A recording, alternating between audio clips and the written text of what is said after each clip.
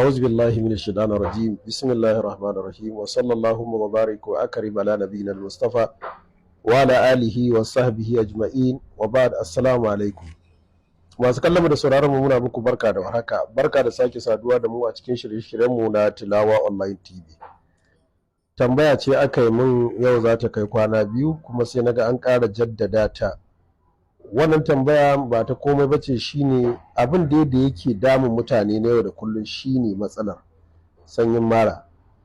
Sanyi infection sake kawo wannan matsala da kuke tambaya akan ta ƙaiƙayin matsi. Ya ce malam sai in tashi ƙaiƙayin matsi ta damuna, ko kuma bacin ma na sosa sai wani farin abu ya rika fita. Ɗayar kuma ta ce a'a ita gaban nata ne yake daddarewa sai ya rika tsatsagewa sai ya rika wani wari mara daɗi, matsin sai ya caɓe. To wannan gaskiya mataki ne wanda za a ɗauka na neman magani wanda ya shafi infection, matakin farko kenan. Na biyu sai kuma idan wandon da kuke amfani da shi pant naku na mata a rika wanke shi sosai, kuma in an wanke shi ya zamanto an shanya shi inda zai bushe wanda rana za ta buge shi, sinadaran nan duk su mutu. Na biyu kenan idan namiji ne ma haka.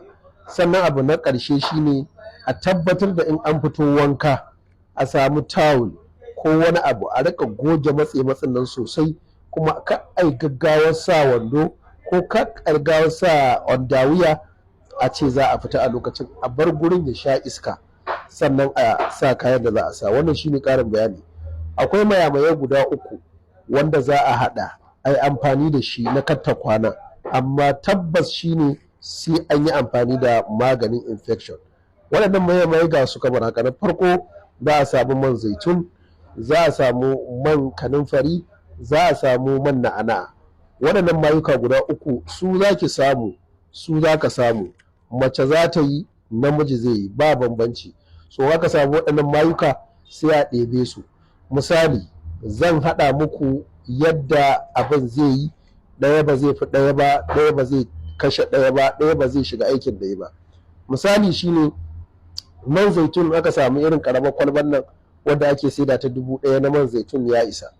Sai a samu man kanunfari cikin ƙaramin cokali, babban cokali sai a haɗa. Sai a samu man na'ana shi ma cikin babban cokali sai a haɗa. Waɗannan mayuka aka haɗa su guri sai a haɗa a girgiza. Kullum kafin mutum ya kwanta sai ya rika lakutar wannan mai yana shafawa a matsinsa. Mace za ta shafa, namiji zai shafa. Idan aka ji ya yi zafi sosai to sai a ƙara adadin man zaitun, ya zama to man zaitun ɗin yana da yawa, waɗancan kasu wuce cokali babba guda 2. Wannan shi za a yi, shi ne haɗi na katta kwana wanda zai kashe waɗannan ƙaiƙayi, zai kashe wannan dafara, wannan farfar da yake fitowa duk zai kashe shi. Amma yana ƙara jaddadawa, ya zama wajibi a samu maganin sanyi na mara a rika sha domin cutar ta fita gaba ɗaya. Muna fatar za a haɗa. Idan kuma ka haɗa ko kika haɗa kika yi amfani da shi kaga an samu waraka, an samu abin da ake so, to da Allah ku gaya ma al'umma annabi ko ku tutura ma al'umma annabi ku sharing yadda alkhairin zai yaɗu cikin al'umma, kamar yadda muke faɗa kullum. Ga masu buƙatar magani na sikila kamar yadda ne alƙawari, in na shigo garin Kano, ofis ɗina da ke Kano, na shigo garin Kano, kuna iya tuntuɓar mu. Muna na a Court Road na gyaɗi kusa da Yahuza Suya. In an zo za a ga ƙaton allo an sa Tilawa Islamic Medicine, za a same mu a cikin yarda Allah. Muna muku fatan alkhairi.